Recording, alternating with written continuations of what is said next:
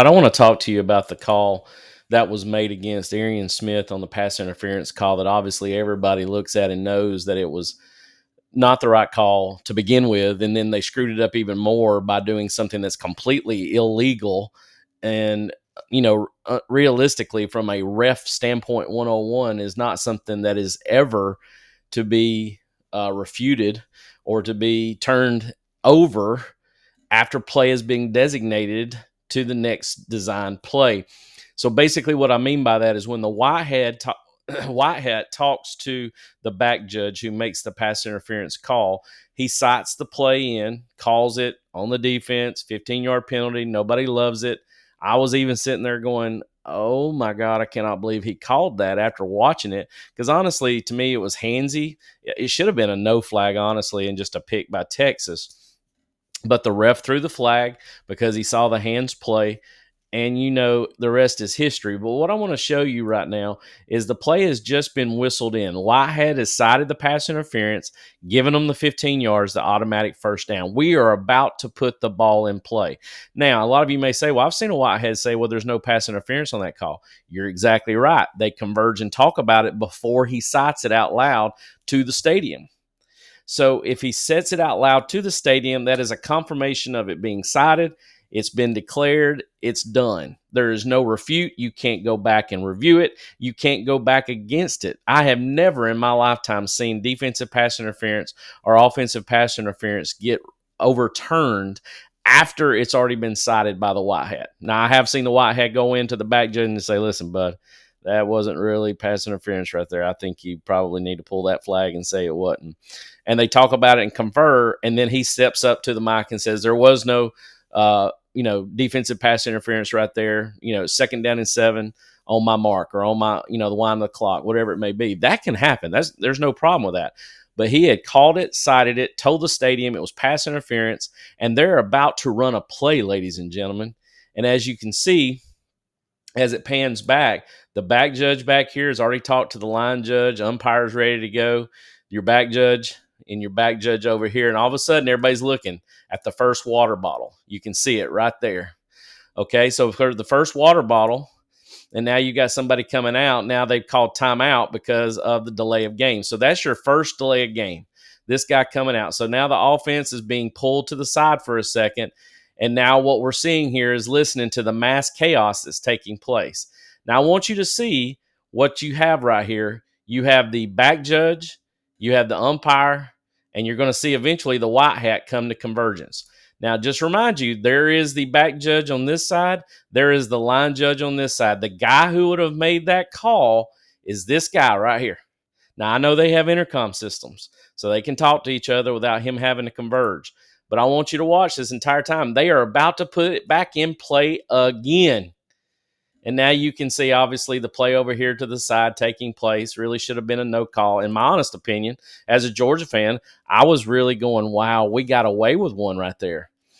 And, Sark's going crazy. Everybody's going crazy. And now what you're going to notice from the sideline here, you can start seeing when the crowd, you can see now they're beginning to see that the student section is beginning to throw water bottles. Okay, you can see them pointing and looking at it.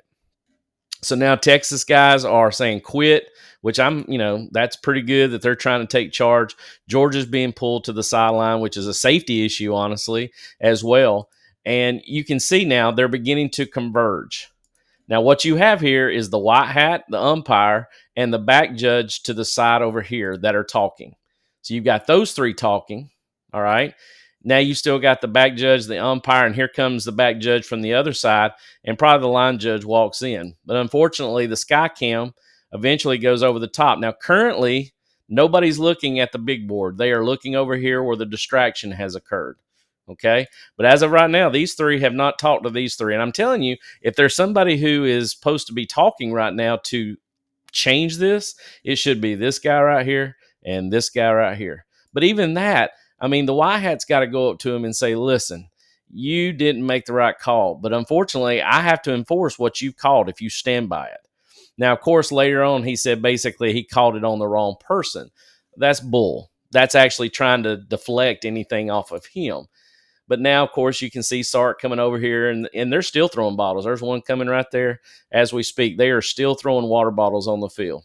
So now we've got easily over about a 2-minute delay, all right, because this is in real time right now, and I've got a 4-minute video. So we're over 2 minutes of a delay now. Now, even if they still gave Georgia the football, all right? I'm going to let Sark start walking back over to the other side. Even if they give Georgia the football right here, okay? Now, there comes in this back judge. All right, now there comes in this back judge. I fast forwarded it, him coming back over to the sideline. He's still there. They are insanely upset and frustrated. I would be too, honestly. And now here comes the back judge in going, okay, I think I made a mistake. And that's where the conversation took place. So after that entire delay, now we're moving forward. Now they have converged. Now, granted, guys, I just skipped forward maybe 10, 15 seconds at the most. They have now converged together, and they have now flipped the call. The offense is still on the field for us. The defense is still on the field for Texas. They have no clue that they have just reversed this call with the white hat. And this guy right here is the one who changed it with, okay?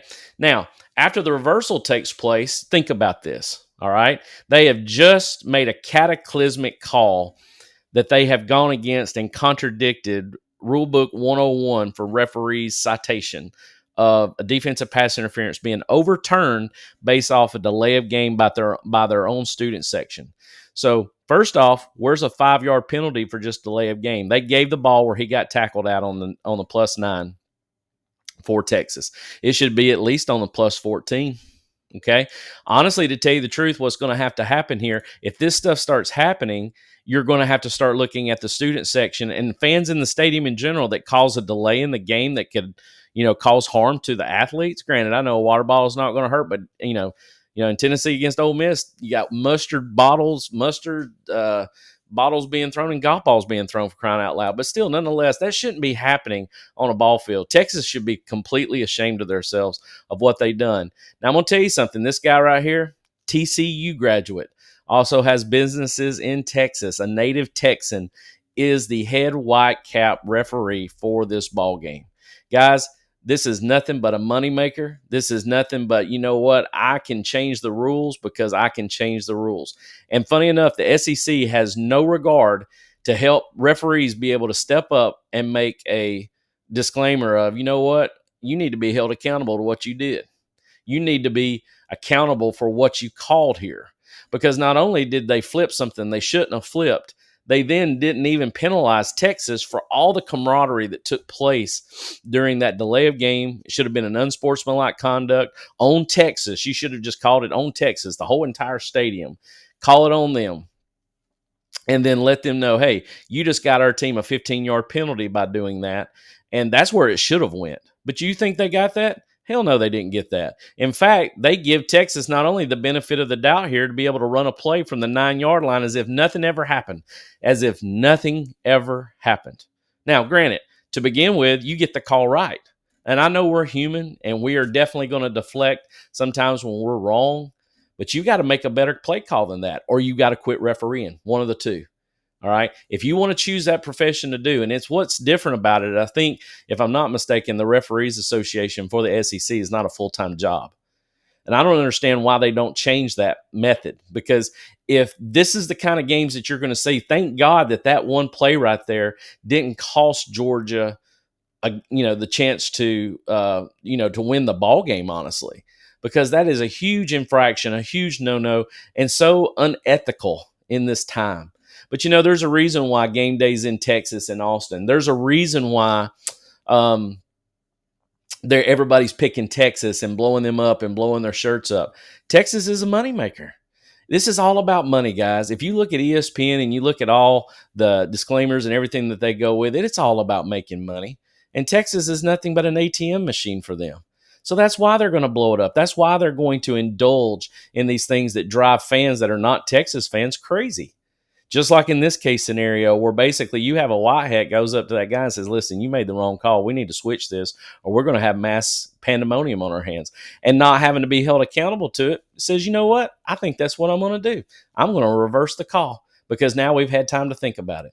That is completely wrong. It is completely against the rules. And it's something that SEC's got to fix. You are one of the richest, if not the richest, organization that there could be in the world, more than likely. Football is such a money-driven sport. All right. There has got to be a change that affects the SEC officiating crews to whether A, they're being held accountable, or B, you figure out a way their employment status sets that so they can be held accountable in this case scenario. Because guess what? These guys don't have another chance to necessarily be in a game like this to create their records to where they should be at. What if that affected the whole dynamics of the game and Texas ends up winning based off that play? All right. It changes everything. Now, even though I agree, it probably should have been just an interception and it should have been basically no flag. I think they were both handsy. Arian pushed, he pulled, I think it should have constituted no flag. But I don't get how all that takes place and we're setting up at the line of scrimmage with this play, and all of a sudden now Texas is on the 9-yard line with no penalty, no infractions, no nothing, and a complete reversal that was done completely wrong. So I just wanted to go over that real quick with you. Is it going to change anything in the grand scheme of things? No. We're going to continue to get these disclosure statements from the SEC officiating organization out on Twitter and on public social media outlets to say what they thought, which is complete garbage. It's just complete garbage. We can say you screwed up and you screwed up again by taking something. I always used to say this to my athletes, don't take a bad play and make it worse.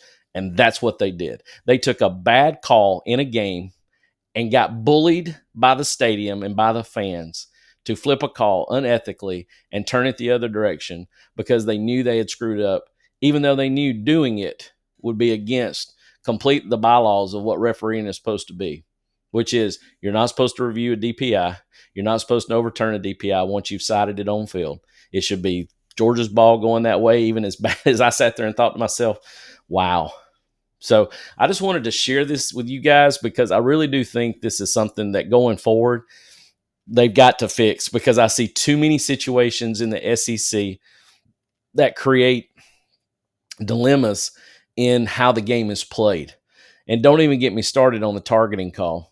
When I look at the tackle, when the offensive player catches it and they lower their head at the last second, how are you supposed to deflect that?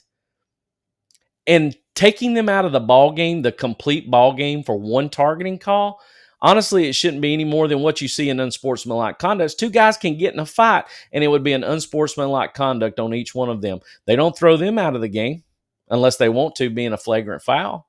But two guys can get into a shoving match and get unsportsmanlike conducts and stay in a ball game of football. Why can't this change too?